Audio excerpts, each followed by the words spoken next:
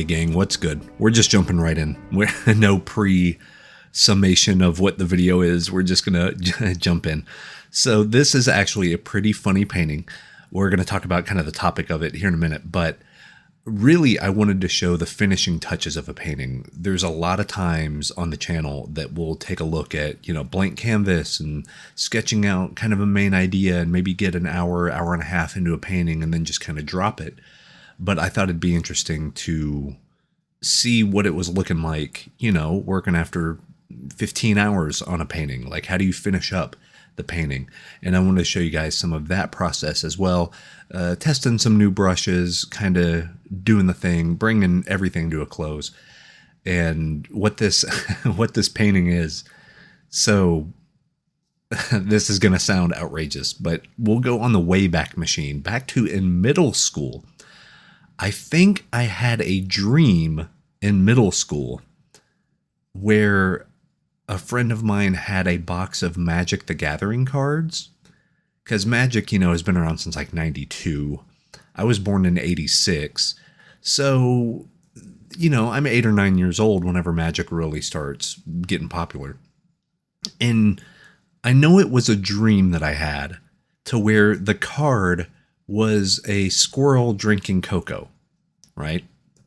I remember that clearly. I thought it was like a gag card or whatever, but I remember in the dream, I was like, oh man, cool, you got the squirrel cocoa card or whatever.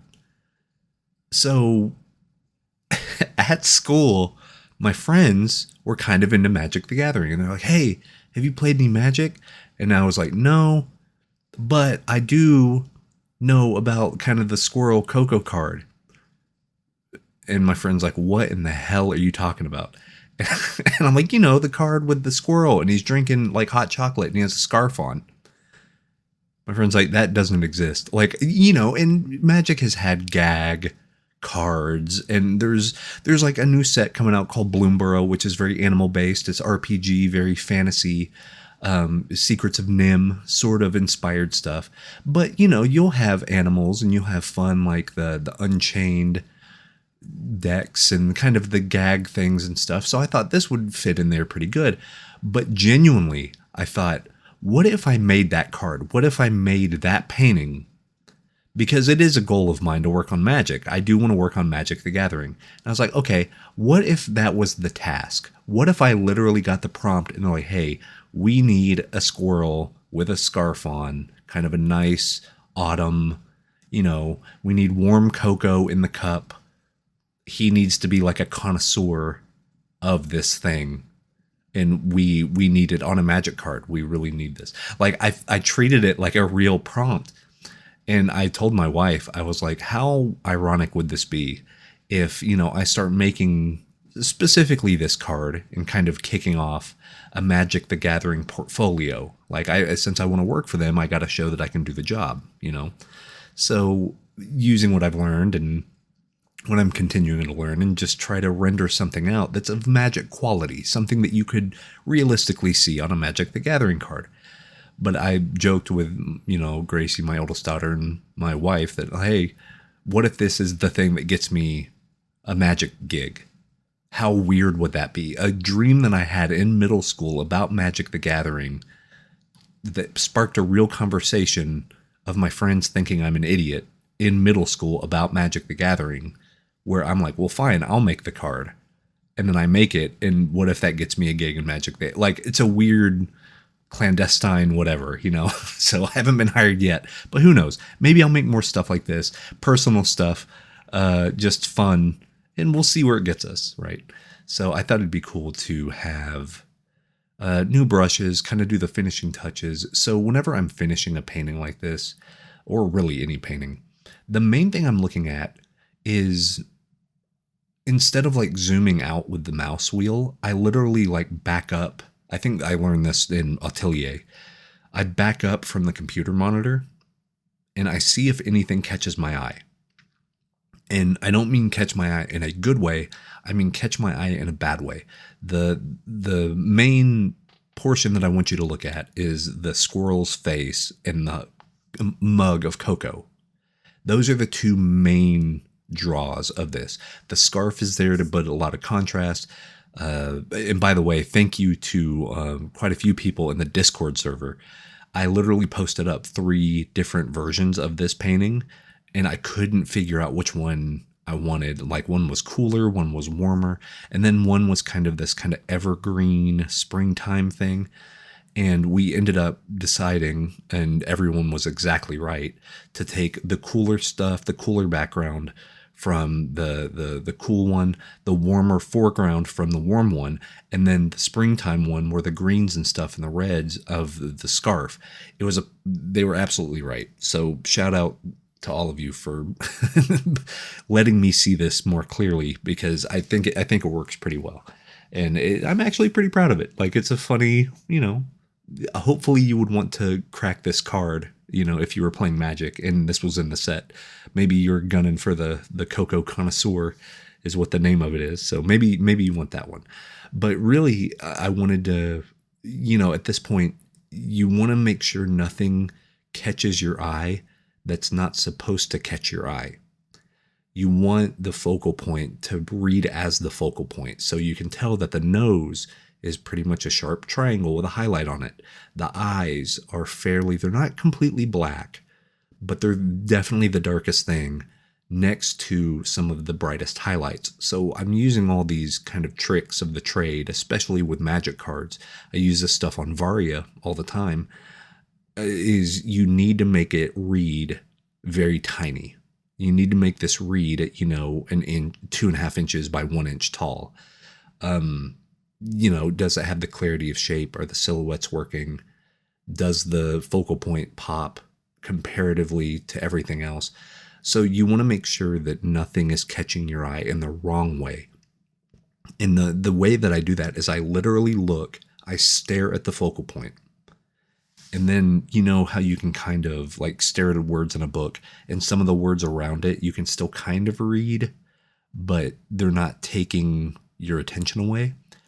I focus on the focal point, and then if there's anything, whether it's like a line or a color or like a value or a shape or something that just like immediately draws my eye away from the focal point, I get rid of it.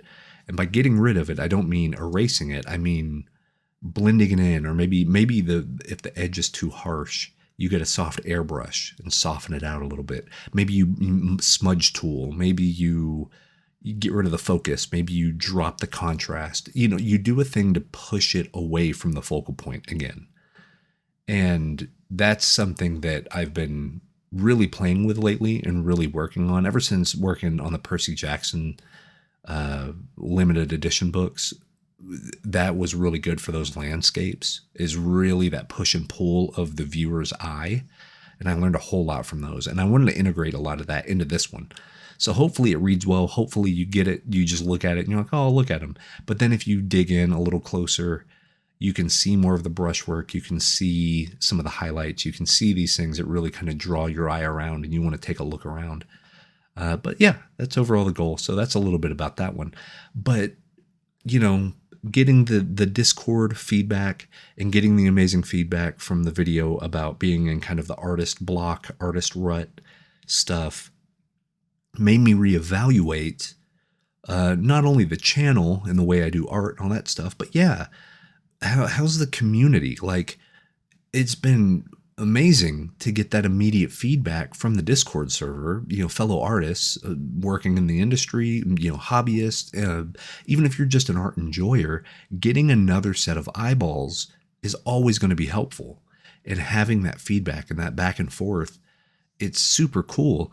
And it made me start to miss live streaming. So on the way back, once again, the Wayback Machine, probably 2000 and when was this? When did I go full time? I went full time on Twitch in like 2014. So yeah, about 10 years ago. And I played games and stuff, and it was cool. Didn't pay great, but it was a lot of fun. Made Twitch affiliate back when they first kind of introduced that, and got up to like 9,000 subscribers or viewers or whatever, followers, I guess. And yeah, it was a lot of fun. But my heart wasn't in it because, it was a video game thing, and I like video games well enough, and I still do, and I know a lot about them and things like that. But just like, what was I bringing to the table?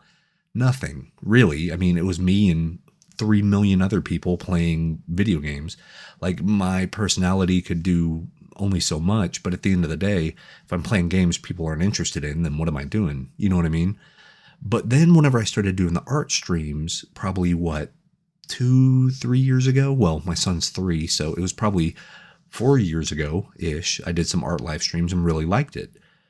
And then we had kiddos, right? 2 little ones now. So, I mean, Gracie's old, so she's been able to put herself to sleep and stay asleep for, 10 years now.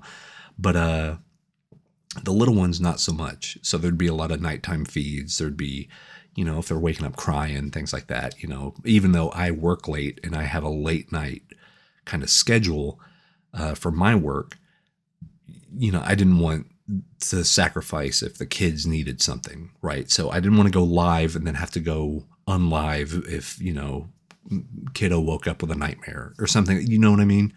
So I pushed it off, and I really focused on this YouTube channel and kind of did hey, every week, let's have a topic. Let's talk about this. Let's show some time lapse, and we do all that. But what I come to find out is that format of kind of that waxing poetic about the art journey, that might fit better in a live stream. If I live stream a few times a week, we're live for multiple hours at a time. Maybe we can do some fundamental studies. Maybe we can be working on a painting like this, taking that Q&A live, like, hey, I noticed you put the highlight there. Why did you do that? Then I could do a mini lesson like, oh, here's why the light bounces that way, or the way I see it, or the way the image works, or, hey, this doesn't work like logically, but in the image, it works better and makes for a better image.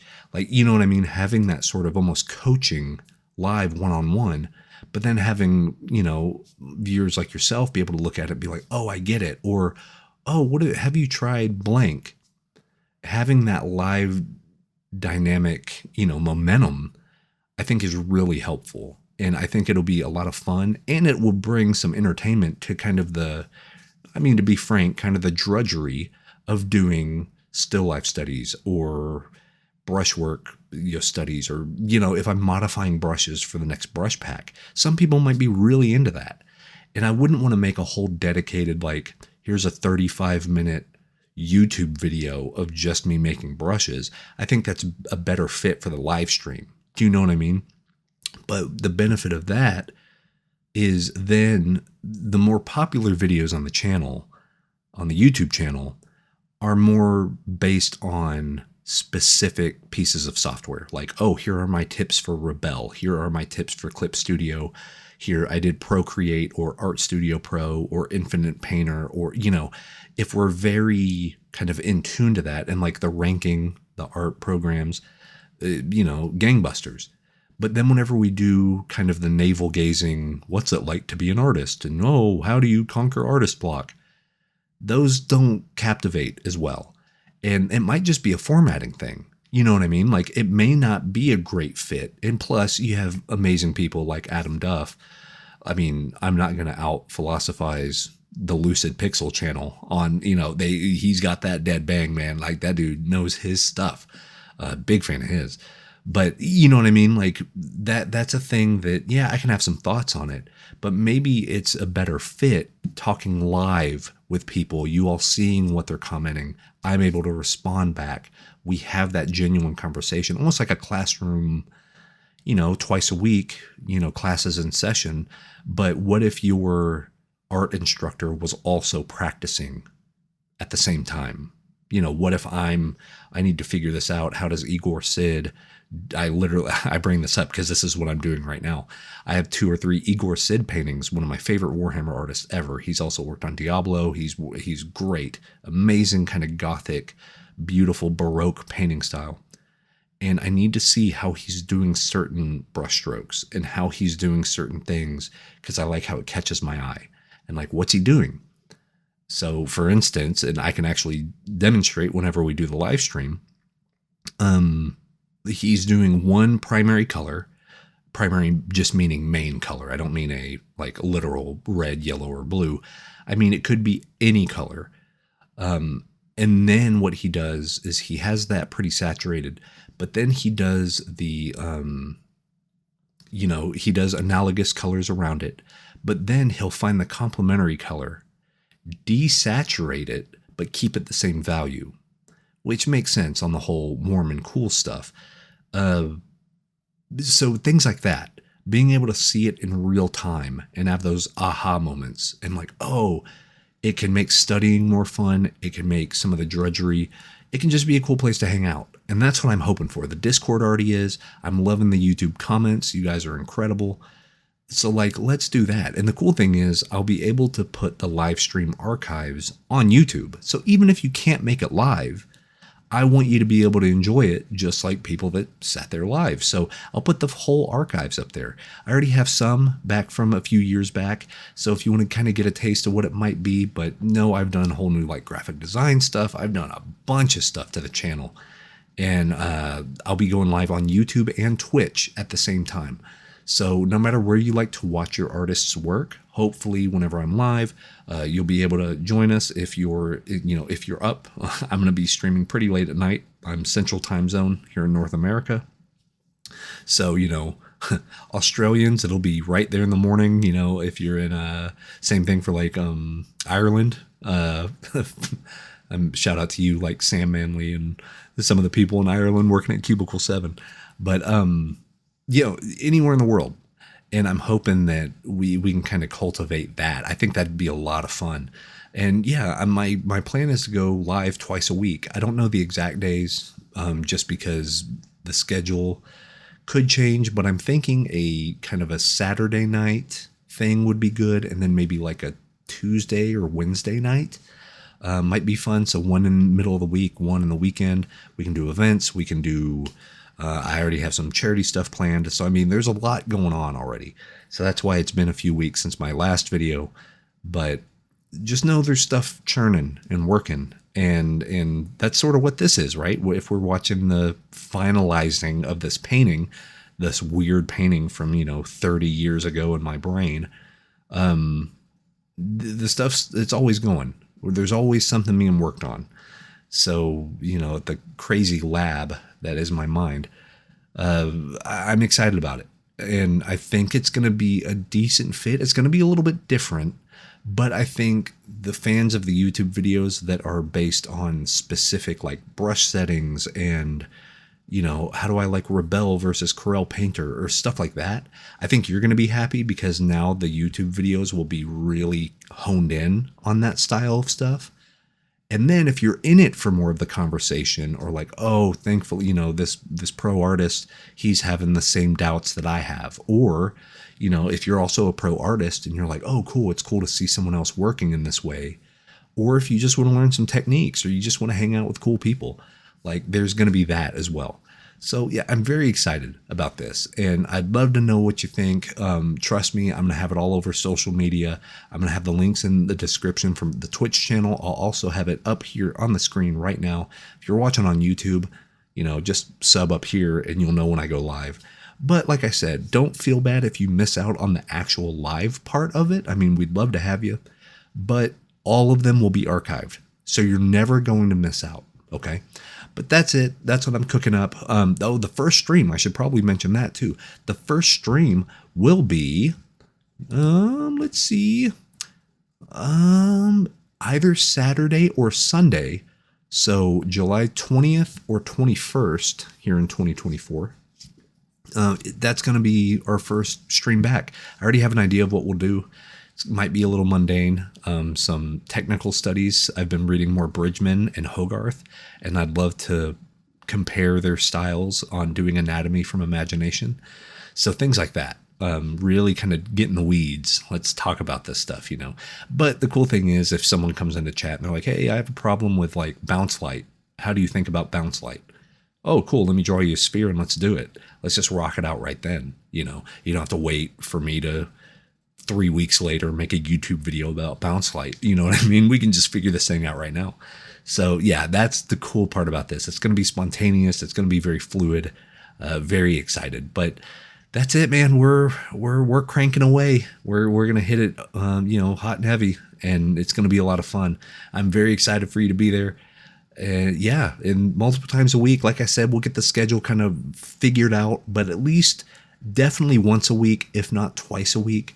On crazy weeks, we might go 3 times, but we'll see. We'll see how family stuff goes. We'll see all that. But I just want to kind of show you what's up on my end of the world and tell you what's going to be happening here in the very near future. So hope you're doing well. Yeah, be sure to subscribe here if you haven't already.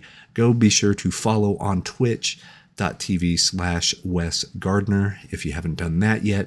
And I'd love to see you, and we will see you very, very soon, less than a week, in fact. So we'll see you then. Bye.